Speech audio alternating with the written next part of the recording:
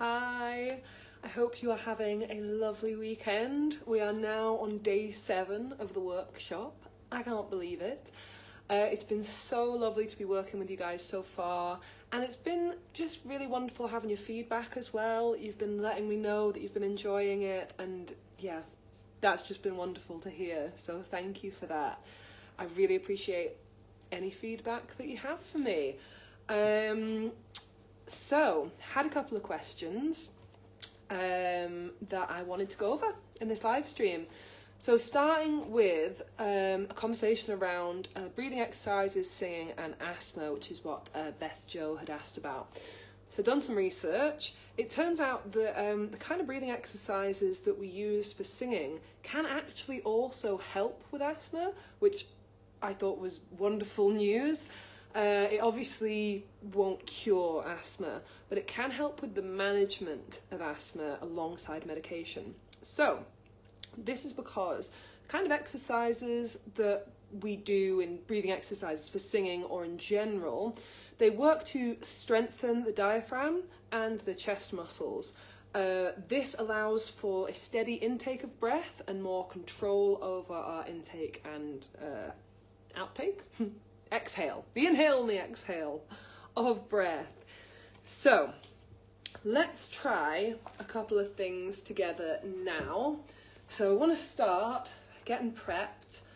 This is helpful for anyone really, but especially people with asthma. We're going to start by just doing a couple of stretches. So I'm going to go up with my shoulders, back and then down, up, back and then down. And I'm going to take the neck. I'm just going to let the ear go towards the shoulder, but without straining. I'm just going to let the weight of my head gently pull on my neck. I want to feel a pull, but no pain or discomfort. And then gently bring it up. Gently going the other way. Again, we want to pull, but no pain, no discomfort. Just ease out of it if you do feel any of that. Gently back up again.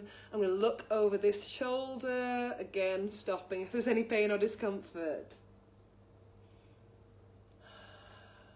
And then coming back, going the other way.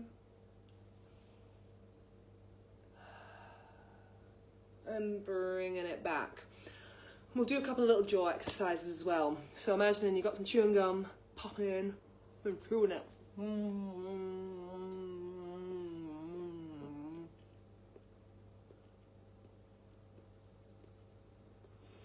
And doing a little face massage, and we can go oh, which is very attractive. But yeah, we just want to make sure we're nice and relaxed first. So a bit of stretching the shoulders, the neck, and the jaw can be really helpful for that. So let me see. Another thing that we'd like to do when we're focusing specifically on breathing exercises is to take a little bit of time to just listen to our breaths as they naturally are first.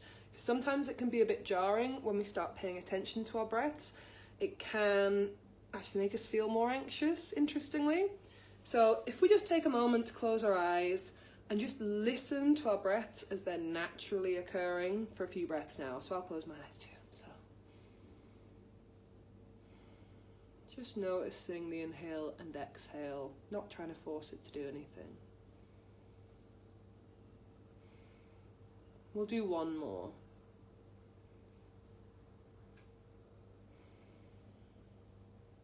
Okay.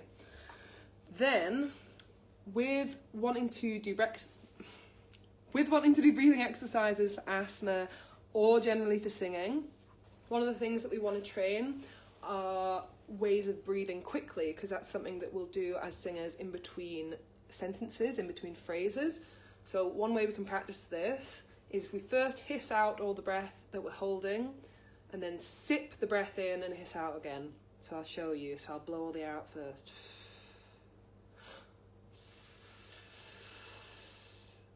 And this is something we can repeat. So we want a nice quick breath in, and then to hiss it out. So we'll do a few together now. So I'll breathe everything out first.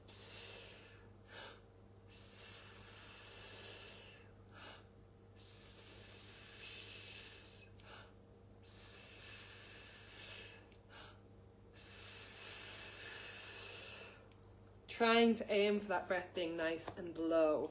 That's something that you can certainly practice. If you have asthma, that will help with your breath control, help strengthen the chest and the muscle of the diaphragm as well. Another exercise that we can do is taking nice, low, deep breaths and using our nostrils if we can. Now, if you've got a blocked nose or anything like that, don't worry about the nostrils. But we're going to breathe in for 4 and breathe out for 4. We'll start with that, then bring the nostrils into it. So,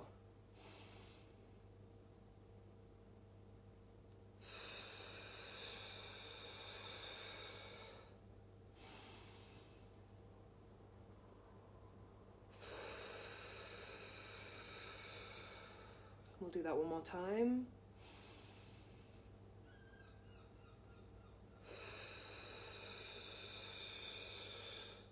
So we're kind of pausing at the top there. Now let's try it, breathing in through one nostril and breathing out through the other. I am putting that voice on a little bit, I promise I'm not that nasal. But my nose is a little blocked right now, so I'll do my best to demonstrate. So.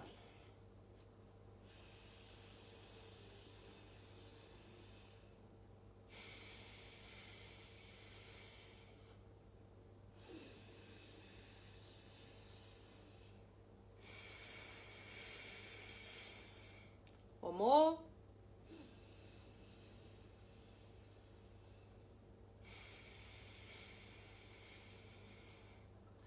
And you can repeat that anytime that you're feeling stressed. It can really calm you down.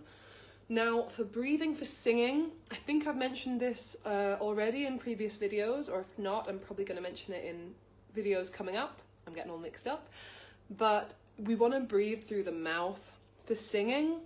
But for asthma specifically, it can help to breathe through the nose because this adds warmth and humidity to the air that's coming in.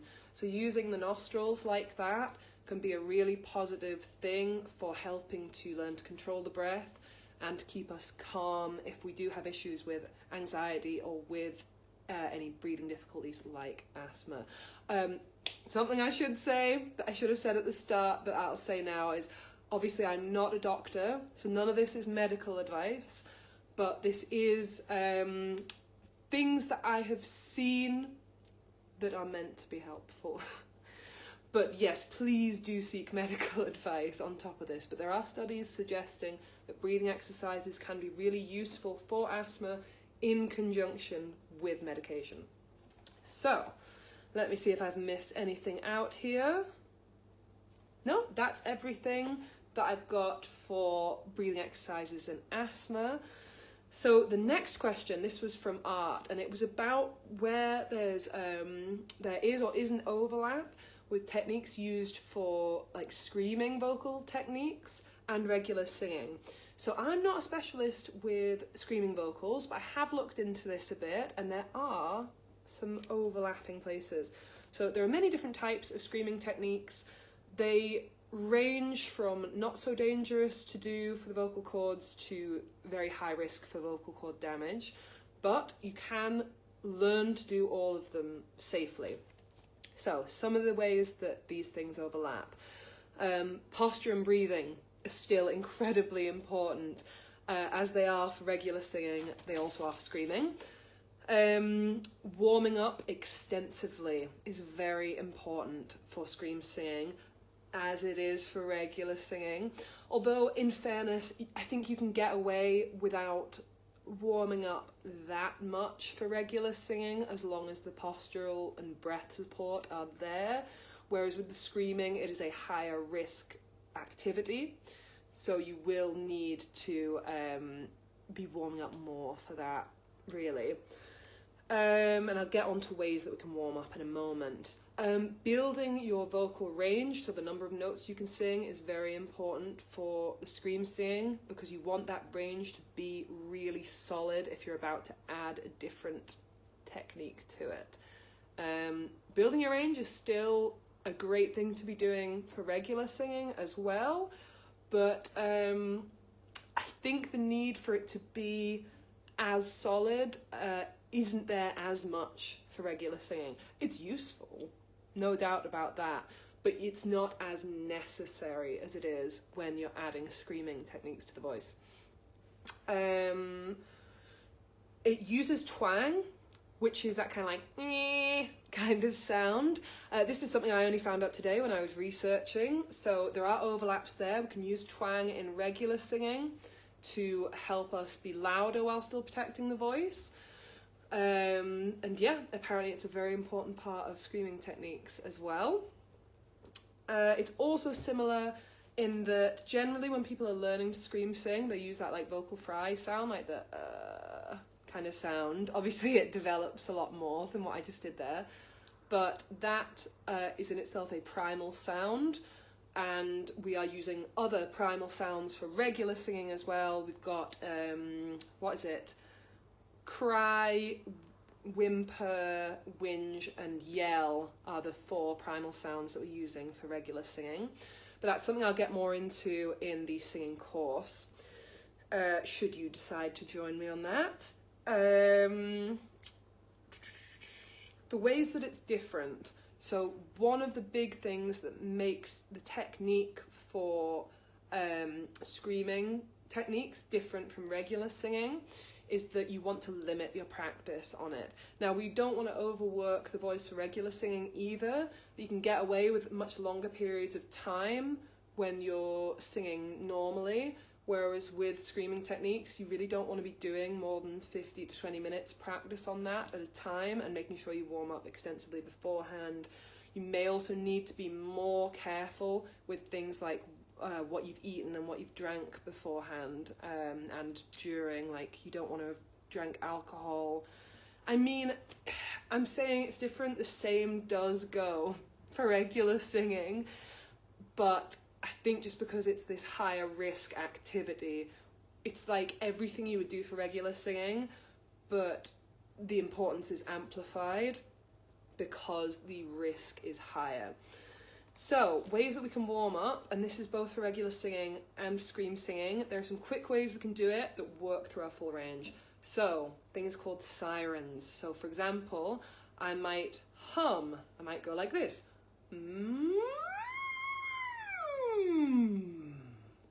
Just going somewhere low in my range to somewhere high that feels comfortable and coming back down again in one kind of fluid movement.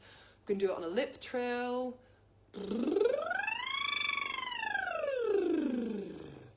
You can do it on a tongue trill. You can do it on vowels like E, E. All kinds of ways that you can do these sirens where we're using breath support, we're using posture support, and just gently moving through the full extent of the notes that we are comfortable singing. So, I really hope that helps you guys. I'm so excited to do another week with you all. As I briefly mentioned there, I am putting together a singing course that goes beyond what we're doing in this workshop, but I will tell you more about that at the end of this workshop. So, I just hope you're really enjoying everything so far. If you do have any more questions, again, please just feel free, pop them in the group. Tag me to make sure that I see it, because notifications are a bit odd. I am trying to make sure I'm checking everything each day, but yeah, Facebook kind of puts it in a bit of a weird order for me when I'm looking at it. So yeah, but thanks again, really enjoying working with you so far, and see you again tomorrow.